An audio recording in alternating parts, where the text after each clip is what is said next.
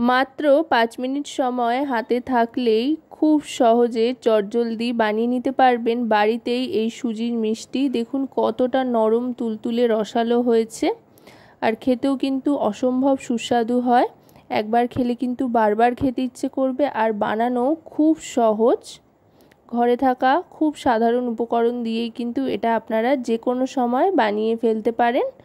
তো চলুন আর বেশি কথা না বাড়িয়ে কিভাবে রেসিপিটা তৈরি করেছি সেটা দেখে নিই।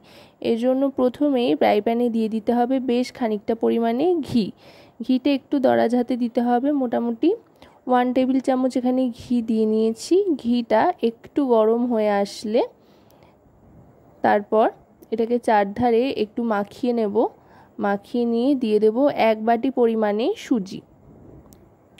গ্যাসের ফ্লেমটা কিন্তু মিডিয়াম টু লোতে রেখে সুজিটাকে ভেজে নিতে হবে, যাতে সুজিটার লালচে রং না ধরে অথচ খুব সুন্দর একটা ভাজা ভাজা গন্ধও আসে, কাঁচা ভাবটা কেটে যায়।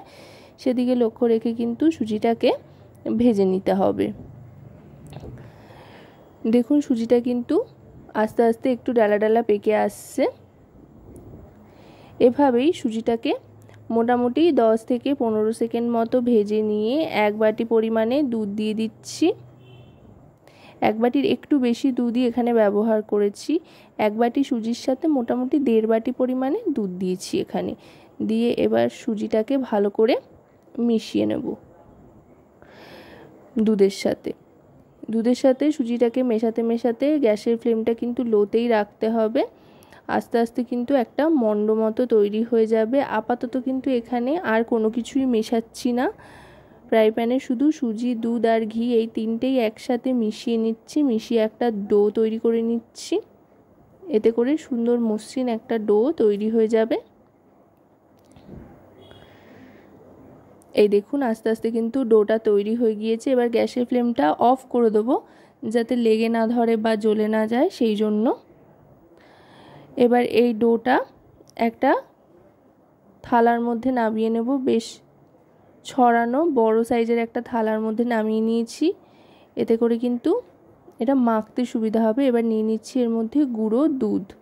10 টাকা প্যাকেটের যে গুঁড়ো দুধ পাওয়া যায় তার 1 প্যাকেট এখানে দিয়ে দিয়েছি। দিয়ে এবার ভালো করে এটাকে মেখে নিতে হবে।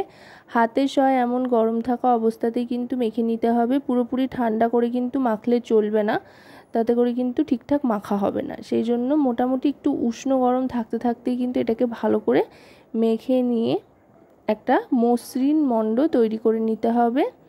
দেখুন সুজির ডোটা কিন্তু তৈরি হয়ে গিয়েছে।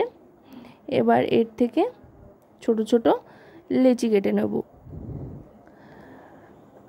আমি এখানে মিডিয়াম সাইজের লেচিগুলো বানাচ্ছি। এবার আপনারা যতটা বড় সাইজের মিষ্টি বানাবেন তার উপরে নির্ভর করে লেচিগুলো বানাবেন। ছোট বড় আপনাদের ইচ্ছে মতো এটার আকার আকৃতি বা সাইজ আপনারা দিতে পারেন।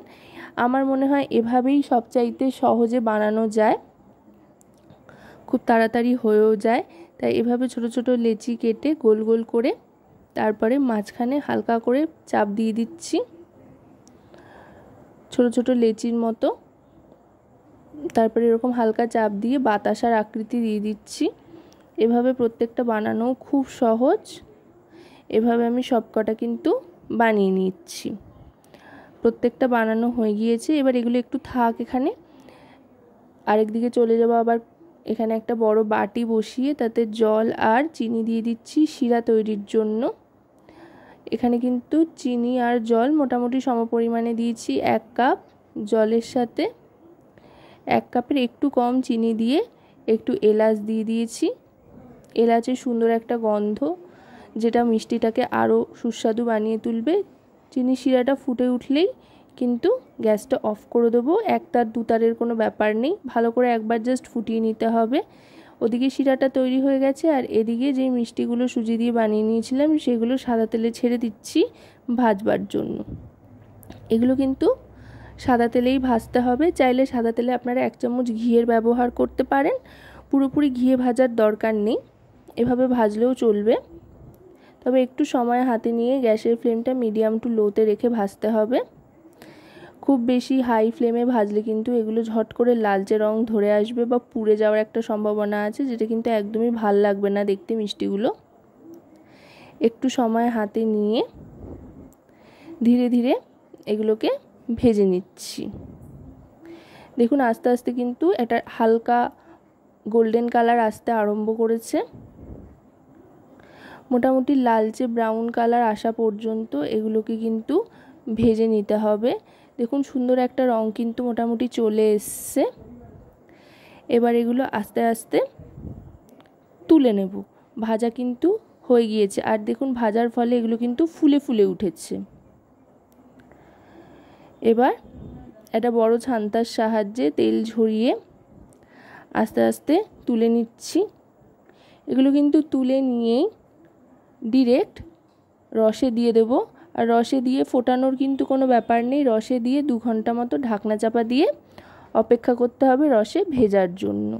আশা করব রেসিপিটি আপনাদের ভালো লাগবে। ভালো লাগলে অবশ্যই রান্নাবাটি চ্যানেলটিকে সাবস্ক্রাইব করে লাইক শেয়ার কমেন্টের মাধ্যমে আমাদের পাশে থাকবেন, আর পাশে থাকা বেল আইকনটি অন করে দেবেন সবার আগে সমস্ত রকম নতুন রান্নার নোটিফিকেশান পাওয়ার জন্য।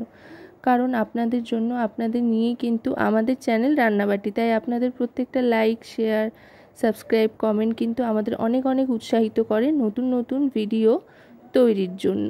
এই ঢাকনা চাপা দিয়ে দিলাম। এবার 2 ঘন্টা বাদে ঢাকনাটা সরিয়ে নেব। 2 ঘন্টার মধ্যে কিন্তু খুব সুন্দরভাবে রস টেনেও নিয়েছে, আর দেখুন অনেকটা ফুলে উঠেছে। এবার শুধুমাত্র সার্ভ করা আর খাওয়া অপেক্ষা। এলাচের ফ্লেভারটাও কিন্তু অসাধারণ লাগছে। আপনারা আপনাদের পছন্দ মতো যে কোনো ফ্লেভারই দিতে পারেন, চাইলে কেসারও ব্যবহার করতে পারেন। তো খুব সহজেই কিন্তু এভাবে আপনারা চাইলেই বাড়িতে বানিয়ে নিতে পারেন সুজির মিষ্টি, একদম ঘরোয়া কম উপকরণে। তো আজকের এই রেসিপিটা আপনাদের কেমন লাগলো সেটা কিন্তু অবশ্যই আমাকে কমেন্টের মাধ্যমে জানাবেন। সকলে খুব ভালো থাকবেন, সুস্থ থাকবেন, আর রান্নাবাটির সাথে থাকতে ভুলবেন না যেন। আজকের মতো তবে এ পর্যন্তই। আবার খুব শিগগিরই চলে আসব নতুন আরেকটি ভিডিওর সাথে।